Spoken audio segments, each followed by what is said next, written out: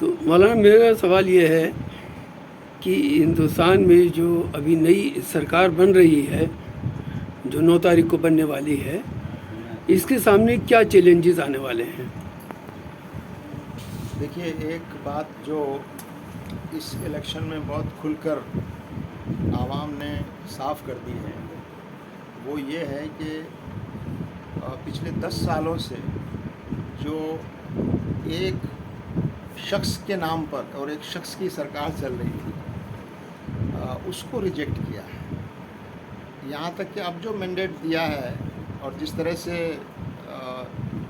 Ruling party की सीटें कम हुई है, किसी पार्टी को मेजॉरिटी नहीं मिली, तो ये मैसेज दिया है कि अब ये किसी एक पार्टी की भी सरकार नहीं होगी। एक आदमी की बात तो छोड़ दीजिए, एक पार्टी की भी सरकार नहीं होगी, बल्कि एक अलायंस की सरकार होगी। और हमें उम्मीद करते हैं कि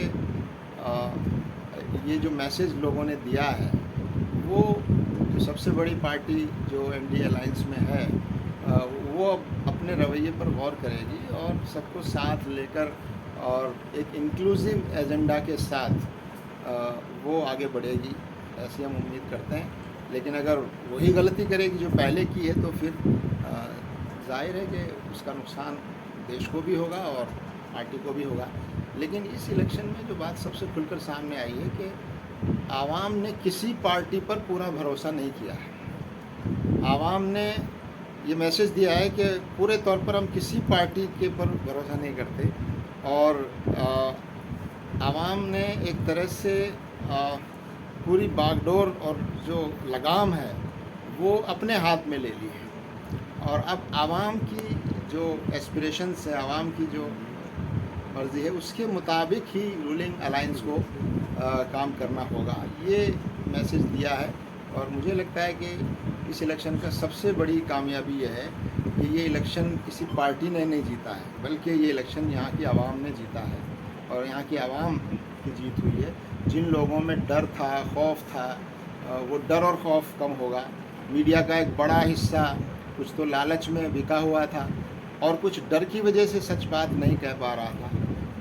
इसकी वजह से वो डर ख़त्म होगा मुझे लगता है, और मीडिया में भी अब सच बात जो है कहने की जुर्रत पैदा होगी। और ये इलेक्शन इस मायने में बिल्कुल अलग है कि इसमें एक हिंदुस्तान की जो आवाम है, वी द पीपल है, उसमें एक किस्म की अवेकनिंग है, एक किस्म की एक जागृति उसमें आई है कि वो अब इस मुल्क के हालात को किसी एक पार्टी के हवाले करने के बजाय वो अपने हाथ में रखना चाहते हैं।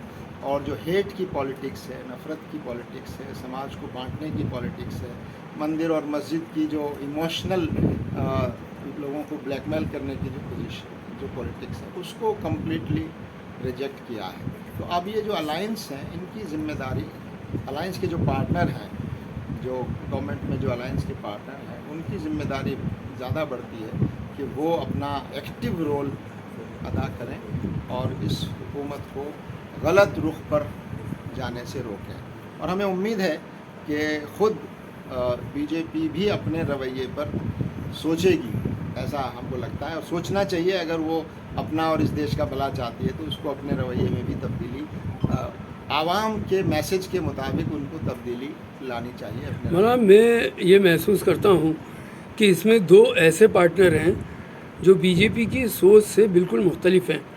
एक नीतीश कुमार हैं जो ज़ात की बुनियाद पर मर्दमशुमारी की बात उठाते रहे हैं, जबकि बीजेपी उसको कभी भी तैयार नहीं थी।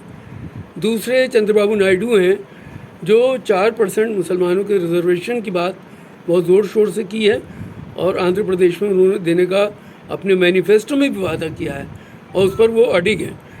तो क्या ये क्लैशेस ऑफ जो कहना चाहिए कि मफादात नहीं होंगे?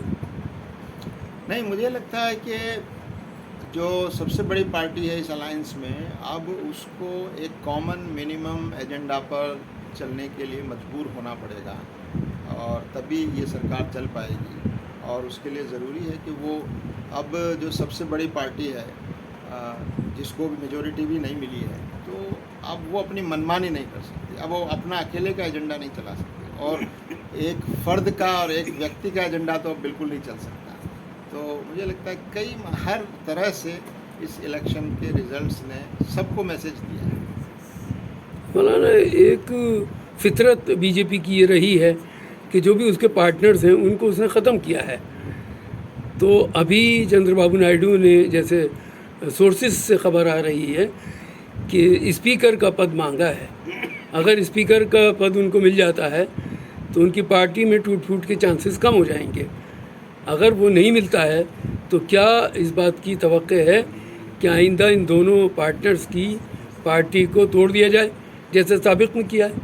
देखिए, सियासत में ये सब चीज़ें बराबर चलती हैं, लेकिन जिन लोगों को हुकूमत चलाना है तो उसको चलाने के लिए जो लोग जिनके सहारों पर ये हुकूमत चल रही है उनको साथ रखना, उनको मुतमईन रखना, ये इसके बगैर ये हुकूमत नहीं चल सकती। ठीक है, कोशिश तो सब करेंगे, लेकिन ये कि अलायंस के पार्टनर भी ज़्यादा से ज़्यादा फ़ायदा उठाने की कोशिश करेंगे और ये लोग भी कोशिश करेंगे। लेकिन इस जो जो जिस तरह का मैंडेट मिला है और जिस तरह का सीट कंपोजिशन है, उसमें किसी को भी पूरी आज़ादी नहीं मिल सकती। सबको कुछ ना कुछ कंप्रोमाइज़ करके एक कॉमन मिनिमम प्रोग्राम पर सबको आना पड़ेगा। एक सवाल ये आ रहा है कि मायावती की वजह से कुछ सीटों पर नुकसान हुआ है तो कुछ सीटों पर फ़ायदा हुआ है। इस बारे में आपका क्या कहना है? देखिए, लोगों ने बहुत सोच समझ कर वोट किया है और लोगों ने ये समझ लिया है कि